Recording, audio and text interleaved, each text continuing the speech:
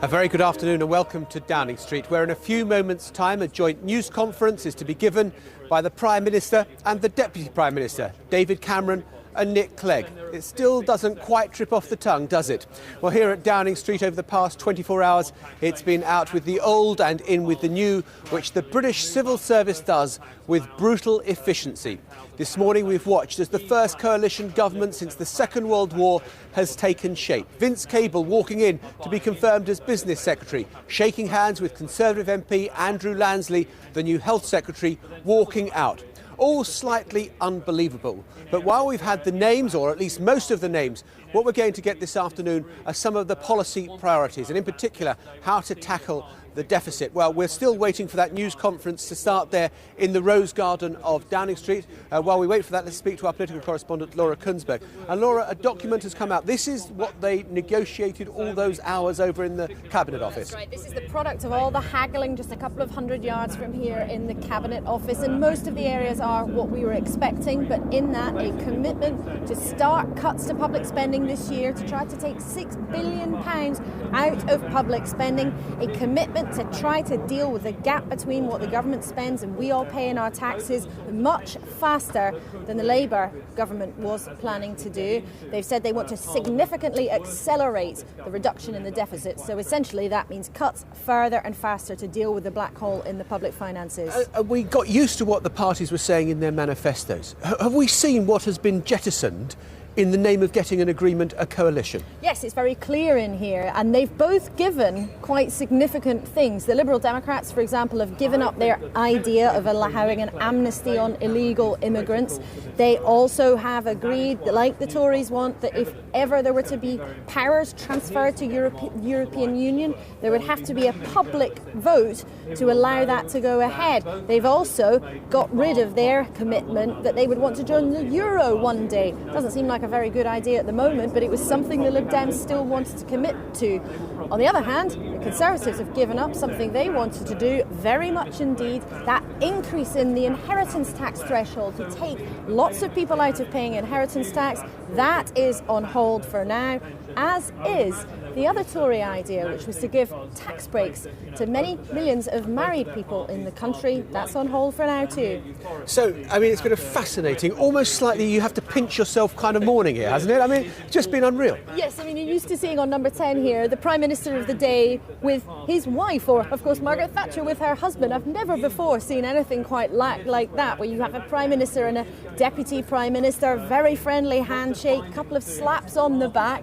It looked almost as if they were a couple, and in some senses it is a political marriage, but the whole thing was slightly surreal in Downing Street this morning. And then famous faces from both parties coming up here, the most public way to be hired or fired. Vince Cable arrived, was told he was going to be Business Secretary. On his way out of Downing Street, not quite sure that actually that very smart fancy Jaguar, which until yesterday was Lord Mandelson's, actually belonged to him. Took him a while to realise and get in and drive off. And I should imagine there is that sense of unreality for all of them. However, a lot of work to get on with, a lot of briefings presumably taking place across civil service departments trying to get these new ministers up to speed with complex issues. That's right, but remember that actually, because of the way the opinion polls have been consistently for the last month in the run-up to the election, an awful lot of work has already taken place.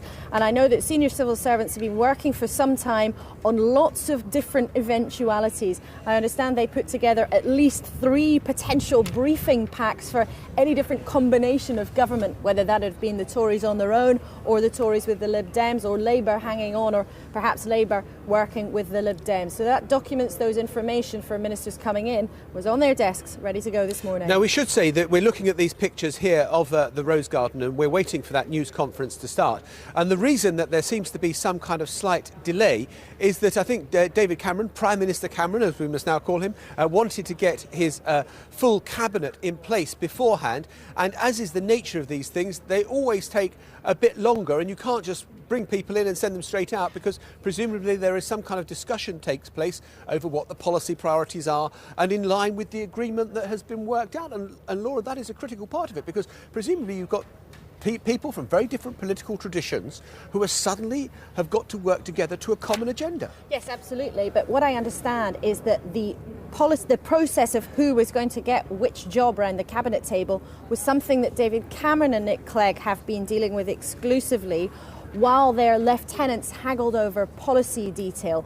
But I understand that they are both in there together doing this, not the Prime Minister on his or her own, inviting one of their colleagues in for a quiet chat in the study. I think they're both in there giving out jobs to their colleagues. So again, a very unusual way of doing business here in Westminster. It's not something we're used to at all. But as you rightly said, there are still a few gaps. We know most of the big jobs have gone. Theresa May, the second female Home Secretary, for example. William Hague, the Foreign Secretary as expected. George Osborne in charge of all our finances as the Chancellor.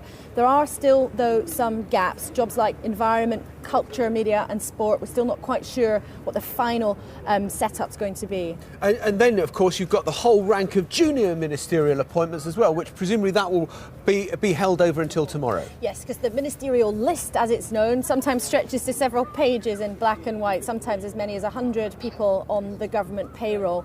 So we haven't quite finished off the cabinet yet, but even once that is done, there's still quite a long way to go. But we are expecting as many as 20 Liberal Democrats to end up with jobs in government. So if anybody was wondering if the Liberal Democrats didn't drive a hard bargain or didn't quite get a good deal out of the Conservatives, the fact that about a third of their MPs are going to end up on the government payroll shows, well, they didn't do so badly after all. OK, Laura, well, we understand that this news conference will be getting underway in about a minute or so's time. It's a bright and breezy spring morning. It was jolly cold here. It's all